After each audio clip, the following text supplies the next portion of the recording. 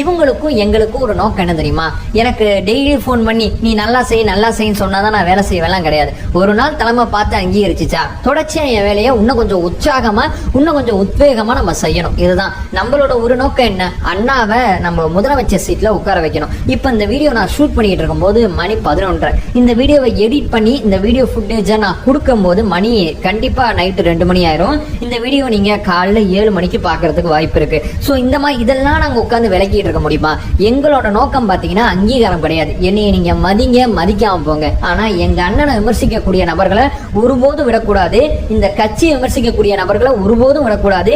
இந்த கட்சி 2027 ஆட்சி அதிகாரத்துக்கு வந்தா மட்டும்தான் அந்த மக்கள் அத்தனை பேரும் நல்லா இருப்பாங்கிற ஒரே காரணத்துக்காண்டி, எங்க அண்ணனுக்கு மக்கள் மத்தியில அதிகாரம் கிடைக்கணும், அங்கீகாரம் கிடைக்கணுங்கிற ஒரே காரணத்துக்காண்டி ராப்பகலா உழைச்சுக்கிட்டு இருக்கோம். சோ எங்களுக்கு அங்கீகாரம் கிடைக்கணுங்கிற தேவை எங்களுக்கு முதல்ல கிடையவே கிடையாது.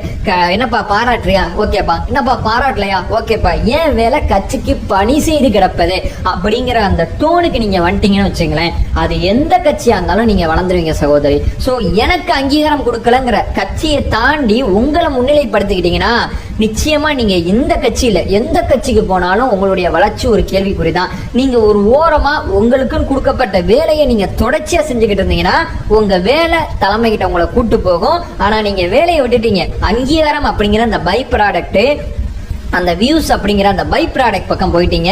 பை ப்ராடக்ட் பக்கம் போனதுனாலதான் நீங்க எவ்வளவு தூரம் தடுமாறி இன்னைக்கு கட்சியை விட்டு விலகிட்டீங்க. இப்பதான் ஒரு கோட்டையை அப்படியே கட்டி உருவாக்கி வந்துகிட்டே இருக்கும். அதுக்குள்ள பாத்தீங்கன்னா நீங்க ஏதோ சரிச்ச மாதிரி நீங்க ஃபீல் பண்றீங்க. ஒரு செங்கல் கீழே விழுந்துருச்சு, நாங்க சொல்றது அவ்வளவுதான்.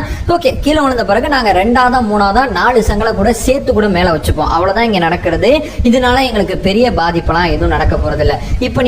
இப்ப அடுத்த கட்டமா உங்களுடைய வளர்ச்சிக்கு நீங்க என்ன பண்ணுவீங்கன்னா, திமுக அதிமுகன்னு சொல்லி ஏதோ ஒரு கட்சிக்கு போலாம், இல்ல வேற சில கட்சிகளுக்கு போலாம். நீங்க குறிப்பா திமுக அதிமுக ஒரு கட்சிக்கு போயிட்டீங்கன்னு வைங்களேன், அங்க உங்களுக்கு ஒரு பிளேஸ்மெண்ட் பண்ணி ஒரு இடம், உங்களுக்கான இடத்தை உருவாக்க உங்களுக்கு 5 வருஷம் ஆகும். இதுதான் உண்மை.